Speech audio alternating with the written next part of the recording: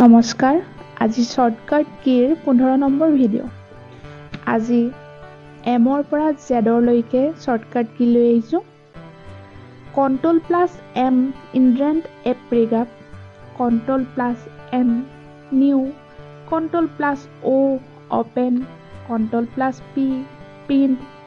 Ctrl+Q remove a paragraph Ctrl+R align right Ctrl+S save Ctrl+T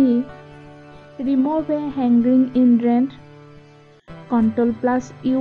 underline Ctrl+V paste Ctrl+W close the document Ctrl+X cut Ctrl+Y redo Ctrl+Z undo